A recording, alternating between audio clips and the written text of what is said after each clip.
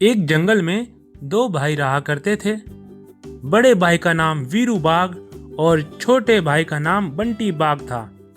बड़ा भाई वीरू बाघ अपने पिता की तरह दूध जैसा सफेद रंग का था और दोनों ही बहुत होशियार होने के साथ साथ बहुत ही ताकतवर भी थे।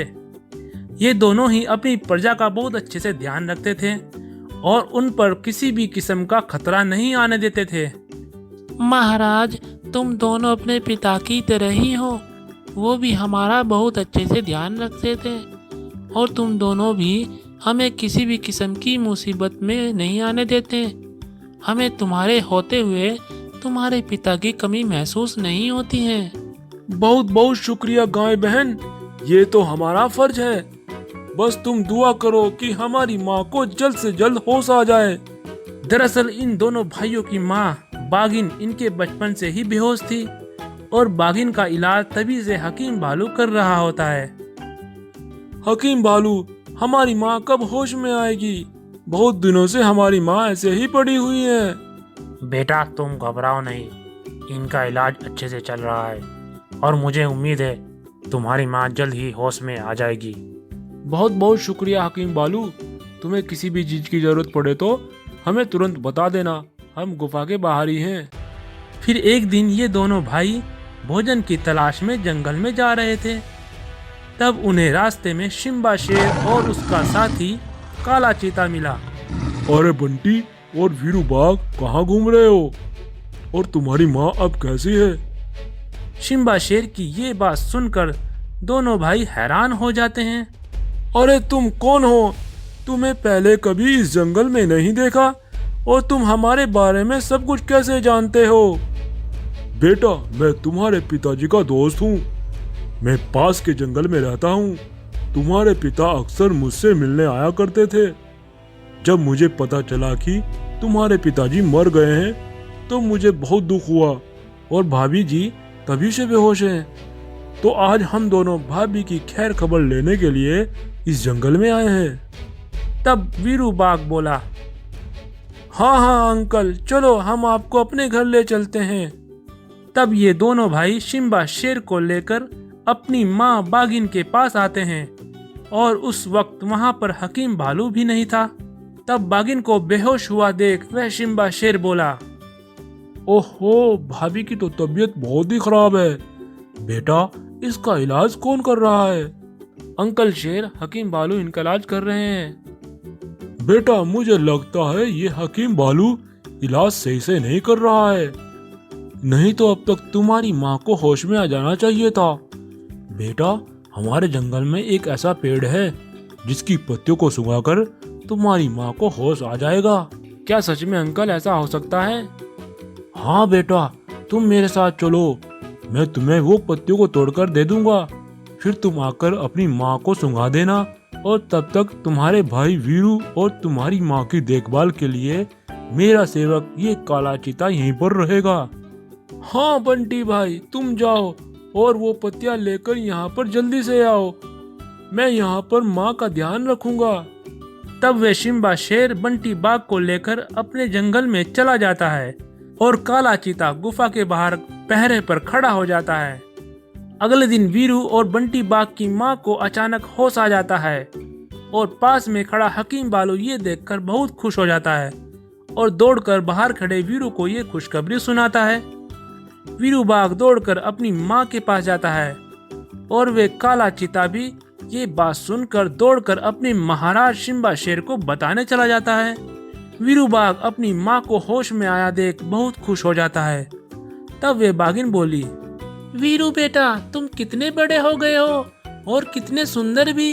लेकिन बेटा, तुम्हारा भाई बंटी कहाँ है? माँ, दरअसल बात यह है कि पास के जंगल से शिम्बा शेर आया था। वो पिताजी का दोस्त है। उनके जंगल में कुछ ऐसी पत्तियां हैं जिसको सूंघने से आपको होश आ जाएगा, ऐसा उस शिम्बा शेर ने कहा था। और बंटी भाई उन पत्तियों को लेने के लिए उस शेर के साथ उनके जंगल में गया हुआ है। अरे बेटा, ये तो बहुत अनर्थ हो गया है। तुम्हारे भाई बंटी की जान खतरे में है। वह शिम्बा शेर और उसका साथी काला चीता दोनों ही गद्दार हैं। माँ, ये क्या कह रही हो? काला चीता तो यहीं पर है। तब ये तीनों दौड़कर बाहर आते हैं और देखते हैं कि वह काला चीता वहां से चला गया था। अरे ये काला चीता तो यहीं पर था, वह कहाँ चला गया? माँ मुझे बताओ, ये दोनों कौन हैं? हाँ बेटा, जब तुम दोनों बहुत छोटे थे और तुम दोनों इस हकीम भालू के साथ जंगल में घूमने गए हुए थे, उस दिन वे काला चीता कुछ खूंखार जानवरों को लेकर हमारे घर आया था।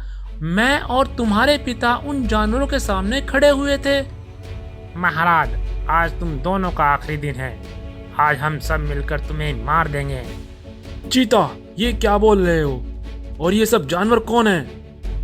हा हा हा हा, ये सब तुम्हारी मौत है। दोस्तों, मार डालो इन दोनों को। मैं अपने महाराज शिम्बा शेर को बुला कर लाता हूँ। तब वे काला चीता शेर को बुलाने चला जाता है और वे सभी जानवर तुम्हारे पिता के साथ लड़ने लगते हैं। लेकिन तुम्हारे पिता बहुत ताकतवर थे, उन्होंने उन सभी जानवरों को मार डाला। लेकिन लड़ते लड़ते तुम्हारे पिताजी भी जख्मी हो गए थे और थोड़ी देर बाद धोखे से पीछे से आकर उस शिम्बा शेर ने तुम्हारे पिताजी को भी मार डाला। और जब मैंने उन्हें बचाने की कोशिश की तो उसने मुझ पर भी वार कर दिया। लेकिन तभी वहाँ पर जंगल के सभी जानवर आ जाते हैं और वे दोनों इन सब जानवरों को देखकर वहाँ से भाग जाते हैं और मुझे चोट आने की वजह से मैं बेहोश हो गई थी। तब से और आज तक मैं बेहोश ही थी। हाँ बेटा, और मैं तभी से तुम्हारी माँ का इलाज कर रहा था और मैंने तुम्हें इन सब के बारे में कुछ नहीं बताया ताकि तुम्हें किसी भी किस्म की कोई तकलीफ ना हो। तो इसका मतलब अब मेरा भाई बंटी मुसीबत में है। मुझे अपने भाई को बचाना होगा और उस गद्दार शिम्बा शेर को तो मैं नहीं छोड़ूंगा। तब बागिन वीरू बाघ उस शिम्बा शेर के जंगल में जाते हैं और वहां जाकर देखते हैं कि बंटी शेर को एक पिंजरे में कैद किया हुआ है। तब शिम्बा शेर बोला, हा हा हा हा हा, आ गए तुम। तुम्हें तो आना ही था। चलो आज तुम सबका खात्मा कर देता हूँ, फिर मैं तुम्हारे जंगल में भी राज करूँगा। मेरी नज़र तो तुम्हारे जंगल पर पहले से ही थी, जब से तुम्हारे पिताजी थे। ओए शिम्बा शेर, ये तुम्हारा सपना कभी पूरा नहीं होगा। और तू क्या खात्मा करेगा हमारा? तू तो कायर है, तू तो पीछे से वार करने वाला एक कमजोर शेर है।